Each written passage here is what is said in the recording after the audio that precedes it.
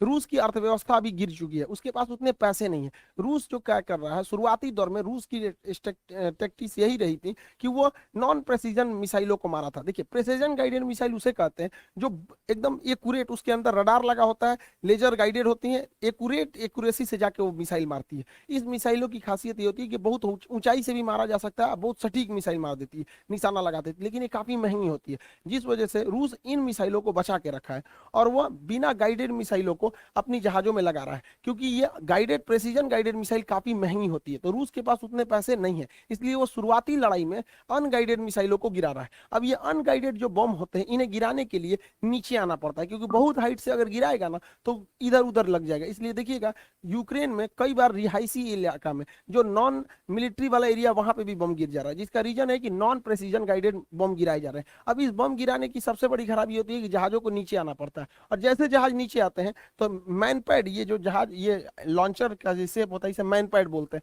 ये आराम से इसे हिट कर देता है। यही वजह है कि रूस का सुखोई जैसे विमान भी और बेहतरीन एलिगेटर और एमआई जैसे हेलीकॉप्टर भी इन मैनपेड हथियारों के शिकार बन गए, और इन मैनपेड की अमेरिका ने पूरी तरह भरमार लगा दी है। अब इनके पास पैसा बचाने के लिए ये बिना गाइडेड बम गिराएंगे, जैसे नीचे आएंगे ये मैनपेड से इनको मार के गिरा देंगे। आज के वक्त में यूक्रेन के पास एंटी टैंक और मैनपेड की कोई कमी नहीं है, इसलिए रूस की वायुसेना भी अब उधर जाने से कतरा रही है।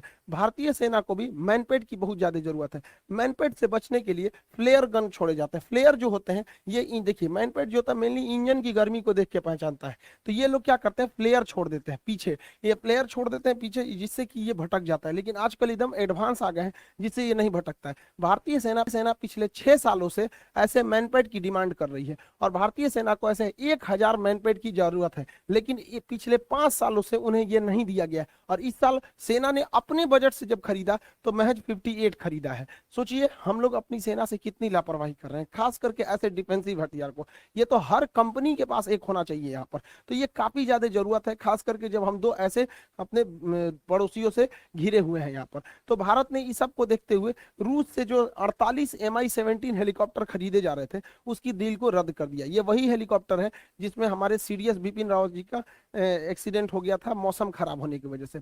इस डील को रद्द कर दिया गया। इसमें अमेरिका काफी खुश हुआ है, उसे लग रहा है कि अमेरिका के दबाव में भारत ने रद्द किया, लेकिन ऐसा बात नहीं है। इस हेलीकॉप्टर को बनने में 6 साल का टाइम लगने वाला था, और 6 साल में मोदी जी का पूरा प्लान है मेक इन इंडिया, इसलिए 6 साल के अंदर अंदर भारत अपना खुद का मल्टी रोल हेलीकॉप्टर बना लेगा, जो MI-17 को रिप्लेस कर देगा। इसे बनने में भी 6 साल लगेंगे, तो भारत सरकार ने भी कहा कि भाई आप दीजिएगा 6 साल में, उससे अच्छा 6 साल में हम बना के रेडी कर देंगे। डिजाइन इसका अवेलेबल है, बन चुका है, बस इसके इंजन की देर है। अब इंजन फ्रांस से आएगा या फिर रूस से ही इंजन खरीदा जाएगा, तो ये देखने वाली बात है। लेकिन मेक इन इंडिया के तहत 6 से 7 साल लग जाएंगे इन हेलीकॉप्टरों को बनने में। भारत रूस और यूक्रेन विवाद में काफी सूझबूझ से कदम रख रहा है। वो ना तो रूस की ओर जा रहा है और ना ही अमेरिका की ओर और यूरोपियन को, क्योंकि भारत को हर ओर से ज्यादा जरूरत है, इसलिए भारत को दूसरी की लड़ाई में पड़ना ही नहीं है। अभी दुनिया के ज्यादातर देश अपने सामान को डंप कर रहे हैं, एशिया के लोग भारत में, और भारत से इस सामान को भेजा जा रहा है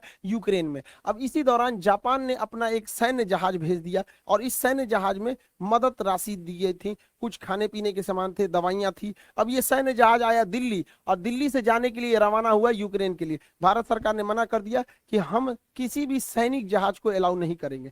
अब इस सैनिक जहाज भले था, लेकिन इसके अंदर मानवीय मदद की चीजें रखी गई थी। अब जापान इस पर गुस्सा हो गया कि भारत ऐसा क्यों कर रहा है। भारत का स्पष्ट कहना था कि बहुत सारे लोग जो आम नागरिक हैं अलग अलग देशों के, वो कहाँ पहुंच जा रहे हैं, यूक्रेन पहुंच जा रहे हैं। तो क्या पता इसमें कोई जापानी जाके यूक्रेन चला जाए, और वो यूक्रेन चला जाए और रूस से हमला कर दे, तो कल को रूस कहेगा कि यूक्रेन में यह आदमी जो आया है वो भारत होके आया, तो हम ऐसे बवाल में नहीं पड़ेंगे। आपको सामान पहुंचाना है, नॉर्मल जहाज से पहुंचाइए, मिलिट्री जहाज से नहीं पहुंचा सकते। भारत दोनों ओर बैलेंस करके चल रहा है। अभी भारत में ये जो ब्रिटेन के प्रधानमंत्री ये आए हैं, जॉनसन बेबी, ये खरगोश बोरिस जॉनसन, वही जॉनसन बेबी वही है इसको, ये कुछ ज्यादा ही होशियार बन रहे हैं। ये भारत पर दबाव बना रहे हैं कि भारत यूक्रेन पर क्यों नहीं कुछ बोल रहा है, यूक्रेन को क्यों मरता छोड़ रहा है यहाँ पर। तो इस पर एस जयशंकर ने बहुत बढ़िया भिगा के तमाचा दिया इन लोग को। एस जयशंकर ने कहा है कि यूरोपीय देश तथा अमेरिकी देशों को बहुत अच्छे से चिंता है यूक्रेन की, लेकिन ये लोग कुछ नहीं बोलते हैं जब इन लोगों ने अफगानिस्तान को मरता हुआ छोड़ दिया था। याद कीजिए, अफगानिस्तान से लोग